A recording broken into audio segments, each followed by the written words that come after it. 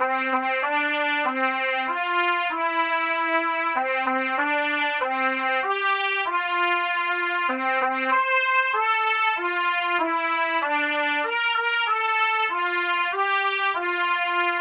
l'anniversaire de mon chat, il a 1 an déjà. Oh. Regarde Spiro, on t'a fait venir un clown. Qu'est-ce que t'en penses, il est marrant, non? J'adore mon chat. Je crois même que je suis un peu gaga. Je passe mon temps à le porter, lui parler comme à un bébé, lui faire des gousi-gousi. Mais il est tellement mignon aussi! D'ailleurs, depuis que Spiro est là, je me suis découvert une nouvelle passion. Lui donner des surnoms. J'en compte déjà 18. Spirale, Spirou, le Spire, petit con. Mon chachou, mon chachi, mon chachichou, mon chachichou. Fils de pute. Ouais, bon, celui-là, il sort plutôt tout seul quand il me fait mal. Mon chien, mon bébé, mon bebeu, mon bébu, mon gros bébé, gros lard, gros cul, mimimi, et le petit lion. Bon d'accord, je suis complètement gaga. Pourtant il y a un truc qui saute aux yeux quand tu le regardes. Ce chat est parfaitement normal. Il n'a absolument rien de spécial. Couleur classique, symétrie parfaite, même ses miaulements sont tout ce qu'il y a de plus basique. Mais au final je m'en fous. Pour moi ça reste le plus mignon. Bon après il est certes normal en apparence, mais seulement en apparence. Parfois je me demande si en fait j'ai pas adopté un chien. Non parce que moi on m'avait dit les chats c'est distant, c'est ingrat, ça t'obéit jamais, c'est là que pour la bouffe. Bah putain, Spiro passe sa vie à demander des câlins, il me saute dessus quand je rentre à l'appart, il est quasi tout le temps à côté de moi et quand il l'est pas j'ai qu'à l'appeler et je vous jure, il vient.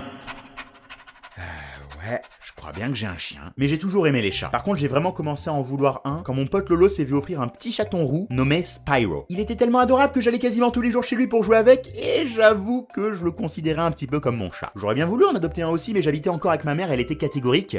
L'année suivante, j'ai gagné un chat roux en peluche dans une machine à pince à la foire. Ouais, je suis plutôt bon avec ces machines de merde. Et je l'ai appelé Spiro pour le différencier de Spyro. Oui, ce que je fais est triste et ridicule, je voulais un chat, ok? Bref, plus tard dans l'année, j'ai enfin réussi à déménager dans mon propre appartement. Et 8 mois après, lorsqu'on m'a parlé de ce petit chat roux à adopter, j'ai fait semblant d'hésiter. C'était le sosie parfait de Spyro, donc je l'ai appelé Spiro, j'ai renommé la peluche Fake Spiro et je lui ai donné. Et c'est ainsi qu'ont débuté les premiers mois de bonheur. Enfin pas au début. Il était infernal! Déjà il rongeait les câbles, du coup j'ai perdu des tas d'écouteurs, une lampe et un putain de câble Ethernet de 30 mètres. Ensuite il laissait d'étranges traces marron à l'intérieur et je ne veux pas savoir comment il faisait. Et puis il avait tout le temps ses griffes sorties, vous savez ces toutes petites griffes bien aiguisées de petits chats qui provoquent des douleurs bien aiguës. Imaginez ce que j'ai ressenti le jour où j'ai reçu ce petit coup de patte. Extrêmement mal placé. Heureusement il a grandi, il a arrêté tout ça mais maintenant il fait des trucs un peu chelous à la place. Déjà il y a le grand classique que tous les chats font quasiment. Souvent il me grimpe dessus, c'est mignon mais ensuite il regarde pas du bon côté. Du coup je suis souvent confronté à cette vision d'horreur. D'ailleurs pour moi le chat est un animal à 99% parfait. C'est ce truc le 1% qui manque. Vous imaginez si à la place ils avaient une petite paire de fesses poilues bien dodues? La perfection. Un autre truc qu'il adore faire c'est me regarder quand je suis sur les chiottes. Alors au début je le faisais fuir mais comme la porte ferme mal et qu'il revient à chaque fois, j'ai fini par m'y habituer et maintenant c'est tristement normal. Mais il y a une seule chose à laquelle je ne pourrai jamais m'habituer. Vous vous souvenez de Fake Spiro, son doudou? Il a passé des mois à le trimballer partout, à se battre avec, comme s'il s'agissait d'un véritable chat, d'un compagnon de jeu, d'un ami.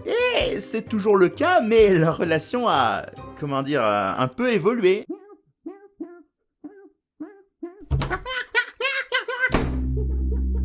Bon, j'ai l'air de beaucoup me plaindre de mon chat, mais non, il a pas que des défauts, il a même des qualités assez rares. Déjà, il ronronne tout le temps. Enfin, à chaque fois que j'interagis avec lui, quoi. Parfois, il suffit juste que je le regarde intensément pour qu'il se mette à ronronner. Et si je dis un petit truc, genre son nom, il a ce petit réflexe de donner un coup de tête sur le côté comme s'il voulait me faire un câlin de loin. Ensuite, il est toujours extrêmement silencieux quand je dors. En gros, il m'a jamais réveillé. Souvent, il vient se coucher à côté de moi, mais il y a pas un miaulement, ni chahut, tant que j'ai pas ouvert les yeux. Et rien que pour ça, c'est le meilleur. Mais le truc le plus fou, c'est qu'il est devenu hyper propre en grandissant. Déjà fini les traces marron, merci parce que c'est un petit peu ma phobie, mais surtout il a jamais fait un seul besoin en dehors de sa litière. Il y a juste eu cette fois où je travaillais avec de la musique et j'avais pas dû entendre qu'il voulait sortir pour aller chier. Alors ce qu'il a fait c'est complètement fou, il a déchiré un paquet de litière neuf, s'est fait lui-même une litière improvisée dans le salon et il a fait ses besoins dedans. L'odeur a finalement attiré mon regard sur lui et sur le moment j'ai pété un câble, mais avec le recul je me rends compte que c'est assez incroyable comme comportement. Spiro, tu es un génie.